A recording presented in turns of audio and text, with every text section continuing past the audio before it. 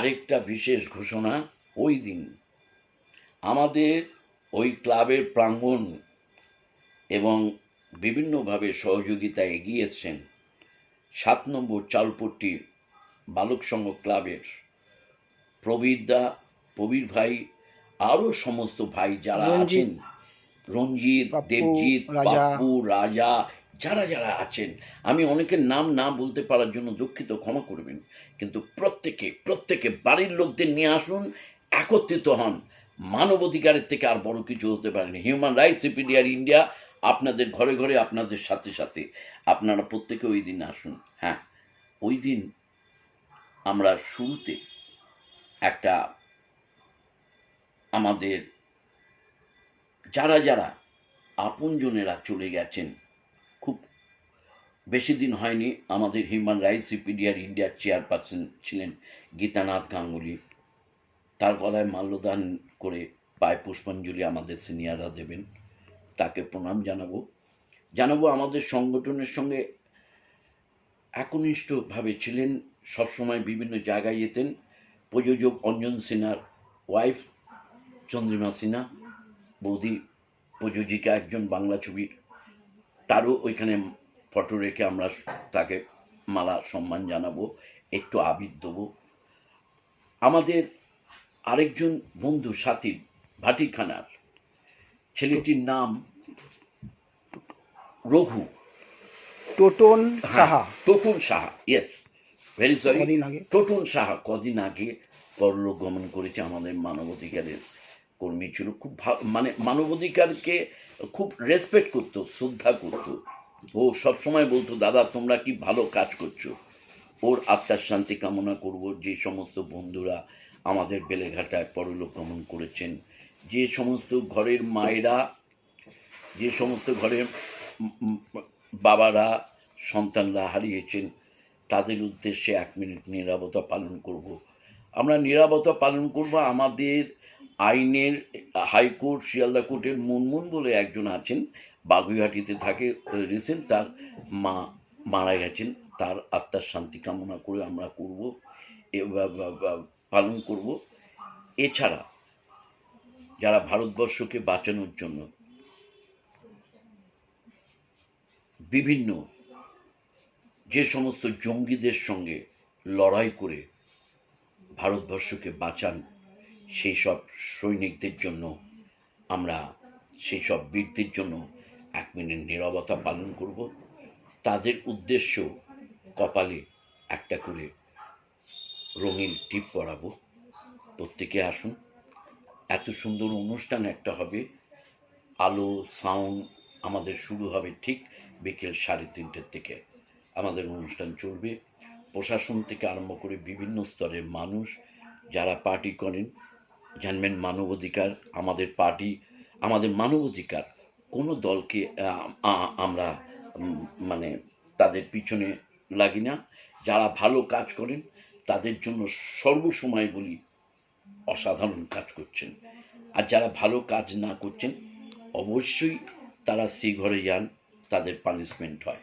কিন্তু human rights CPDR India চোখে চোখ রেখে কথা বলে, সাংবাদিকদের পাশে থাকে, অসহায় মানুষদের পাশে থাকে। আমরা একটাই কথা বলবো, চাইল্ড প্রোটেকশন সবচেয়ে বড়, সেই দিকে নজর দেওয়া উচিত। শিশু ওপর অত্যাচার বন্ধ হোক। মহিলাদের টিভিজিং যেটা চলছে, মহিলাদের উপর অত্যাচার যেটা হচ্ছে, এটা অত্যন্ত অন্যায়। মহিলাদের পাশে সকল শ্রেণীর, সকল দলের, সকল প্রশাসনের পাশে থাকতে হবে। যারা অপরাধী তাদেরকে অ্যারেস্ট করতে হবে। মহিলাদেরকে, যে সমস্ত মহিলারা জীবনে লড়াই করেন তাদের পাশে আমরা, যে সমস্ত যারা সমাজের থেকে একটু দূরে আছেন, দেখবেন আমরা সাধারণত এই ওয়ার্ডটা বলতে নেই, কিন্তু কেন বলবো না, হিজড়ে ভাই বোনেদের, তারা সমাজ থেকে কতখানি পিছিয়ে। হিউম্যান রাইটস সিপিডিআর ইন্ডিয়া বহু এরকম বোন ভাই যারা আছেন, যারা ওই কাজের সঙ্গে যুক্ত, তারা কি করবেন, তারা কোথায় যাবেন, কি খাবেন, তাদের তো এরকমভাবেই এসে গাড়ির সামনে হাত নিয়ে দাঁড়াতে হয়, তাদের দেখলে সত্যি কষ্ট হয়। সেই সবের জন্য যেন আইন সঠিকভাবে তাদের পাশেও যেন থাকে, সুপ্রিম কোর্ট থেকে, হাইকোর্ট থেকেও যে এইগুলো এদের পাশে থাকার জন্য যে সমস্ত ধারা আনছেন, অত্যন্ত সাধুবাদ, কারণ এদের প্রোটেকশন অত্যন্ত জরুরি। আর যারা সত্যি কথা আমি এই ফোরামে বলি, কারণ রাস্তায় নেমে কাজ করি, বিভিন্ন জায়গায় যাই কাজ করতে গিয়ে যে সমস্ত নিষিদ্ধ পল্লীগুলো দেখি, তাদের প্রোটেকশন হোক, তারা সুস্থ থাকুক, তারা যেন পর্যাপ্ত পরিমাণ ওষুধ পায়, তারা যেন পর্যাপ্ত পরিমাণ স্যানিটাইজার পায়, বিভিন্নভাবে তারা যেন পিছিয়ে না পড়ে, সুস্থ থাকে। সমগ্র ধরনের সিনিয়র সিটিজেন যে সমস্ত মানুষগুলো আছেন, সন্তানেরা বিয়ে করছেন, বাবা মাকে ছেড়ে পালিয়ে যাচ্ছেন, যে বাবা মা কষ্ট করে মানুষ করেছে, এই থেকে বিরত থাকুন, সুন্দর থাকুন। আর স্বামী স্ত্রীদের মধ্যে একটাই কথা, শান্তিতে থাকুন, কারোর প্রবঞ্চনায় কেস করবেন না। হ্যাঁ, অবশ্যই যদি স্বামী না কথা শুনে, তার জন্য আইন আছে, আপনারা নিশ্চয়ই আইনের দরজায় যাবেন। কোনো বউ যদি না কথা শোনে স্বামীদের, তখন আইনের দরজায় যেতে হয়। কিন্তু আমরা বলি প্রত্যেকে মিলেমিশে থাকুন। তবে একটা ঘটনা আমাদের কাছে রিসেন্ট এসছে, উত্তরপাড়া বেলেঘাটের শ্বশুর বাড়ি, বউকে মেরে বার করে দিয়েছে, অন্য মেয়ে নিয়ে থাকে, রেজিস্ট্রি ম্যারেজ।